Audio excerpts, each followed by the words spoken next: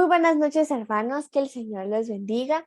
El día de hoy veremos el estudio número 187, el cual se basa en el artículo número 5 de la Declaración de Fe de la Iglesia de Dios. Este artículo habla acerca de la justificación, regeneración y nuevo nacimiento. Estos tres aspectos se efectúan por la fe en la sangre de Jesucristo. Y quiero comenzar el estudio con los versículos que se encuentran en Romanos capítulo 5 del 9 al 10, el cual dice: y ahora que hemos sido justificados por su sangre, ¿con cuánta más razón por medio de él seremos salvados del castigo de Dios? Porque si cuando fuimos enemigos de Dios, fuimos reconciliados con él mediante la muerte de su Hijo, con cuánta más razón, habiendo sido reconciliados, seremos salvados por su vida. El primer aspecto es la justificación. Romanos 5:1 dice: justificados pues por la fe, tenemos paz para con Dios por medio de nuestro Señor Jesucristo. La justificación quiere decir que somos pecadores declarados sin culpa por la gracia de Dios.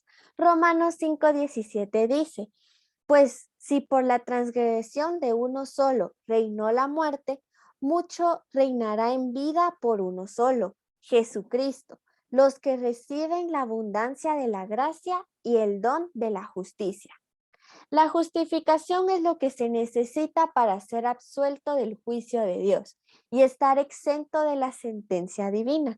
Y esto lo encontramos en Romanos 3, versículos del 22 al 24. Los cuales dicen: la justicia de Dios por medio de la fe en Jesucristo para todos los que creen en Él, porque no hay diferencia, por cuanto todos pecado y están destituidos de la gloria de Dios, siendo justificados gratuitamente por su gracia mediante la redención que es en Cristo Jesús.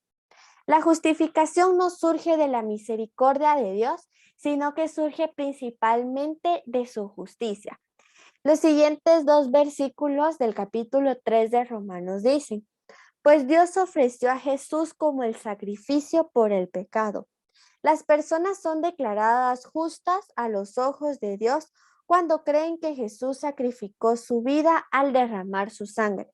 Ese sacrificio muestra que Dios actuó con justicia cuando se contuvo y no castigó a los que pecaron en el pasado, porque miraba hacia el futuro y de ese modo los incluiría en lo que llevaría a cabo en el tiempo presente.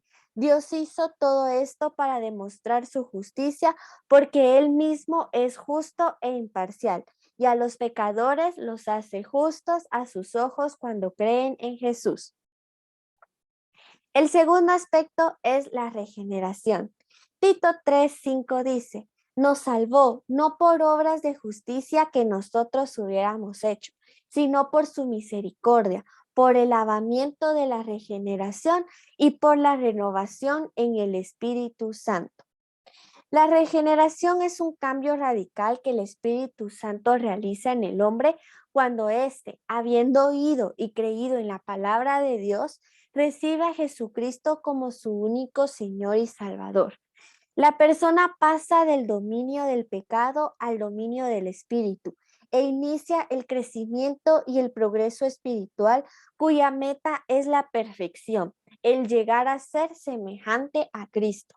Segunda de Corintios capítulo 5 y versículo 17 dice: de modo que si alguno está en Cristo, nueva criatura es. Las cosas viejas pasaron y he aquí todas son hechas nuevas. El tercer aspecto es el nuevo nacimiento. Juan capítulo 3 y versículo 5 dice: de cierto te digo, que el que no naciere de agua y del Espíritu no puede entrar en el reino de Dios. El nuevo nacimiento es una condición indispensable para ver y comprender el reino de Dios, pero no solo para comprenderlo, sino para entrar y pertenecer en él. El nuevo nacimiento consiste en que un hombre muerto en pecado cree, nace y revive en el Espíritu. Juan capítulo 5, versículo 24 dice: de cierto os digo, El que oye mi palabra y cree al que me envió, tiene vida eterna y no vendrá a condenación, mas ha pasado de muerte a vida. La idea del nuevo nacimiento pertenece a Dios y se efectúa mediante el Espíritu Santo. Colosenses capítulo 2 y versículo 13 dice, y nosotros, estando muertos en pecado y en la incircuncisión de vuestra carne, os dio vida juntamente con él, perdonándonos todos los pecados. En el Antiguo Testamento, la enseñanza de la regeneración se aplica más bien al pueblo escogido y se habla de la restauración de Israel como tal. Un ejemplo se encuentra en Jeremías capítulo 33, versículos del 6 al 9, que dice, sin embargo, llegará el día en que sanaré las heridas de Jerusalén y les daré prosperidad y verdadera paz. Restableceré el bienestar de Judá e Israel y reconstruiré sus ciudades. Los limpiaré de sus pecados contra mí y perdonaré todos sus pecados de rebelión. Entonces esta ciudad me traerá gozo, gloria y honra ante todas las naciones de la tierra. Ellas verán todo el bien que hago a mi pueblo y temblarán de asombro al ver la paz y prosperidad que les doy. Sin embargo, la base de esta transformación nacional es el cambio moral del individuo mismo. De ahí que los profetas hicieran hincapié en la necesidad de un nuevo corazón. La salvación de Dios prometió abarcar eso, darles un corazón nuevo.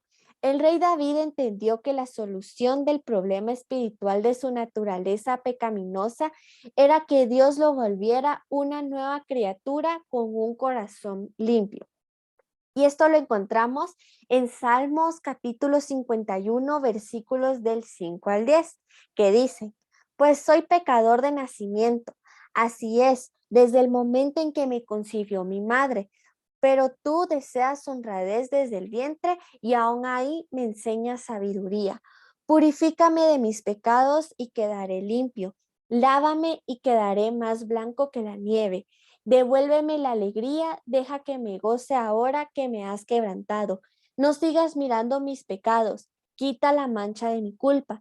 Crea en mí, oh Dios, un corazón limpio y renueva un espíritu fiel dentro de mí.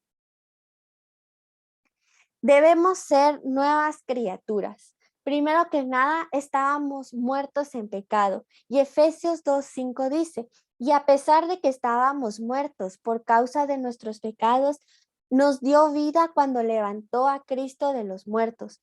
Es solo por la gracia de Dios que ustedes han sido salvados.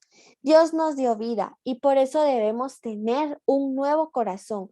Como dice Jeremías 24:7, les daré un corazón que me reconozca como el Señor. Ellos serán mi pueblo y yo seré su Dios, porque se volverán a mí de todo corazón. Y finalmente debemos vivir en santidad. Efesios 4:24 dice, pónganse la nueva naturaleza, creada para ser a la semejanza de Dios, quien es verdaderamente justo y santo. Vimos 4 aspectos en el estudio de hoy: la justificación, la regeneración, nacer de nuevo y tener un corazón limpio. Y estas son las características que menciona Pablo en el Nuevo Testamento que debe tener el nuevo hombre. Quiero terminar con el versículo que se encuentra en Ezequiel capítulo 11 y versículo 19, que dice, les daré integridad de corazón y pondré un espíritu nuevo dentro de ellos. Les quitaré su terco corazón de piedra y les daré un corazón tierno y receptivo. Amén.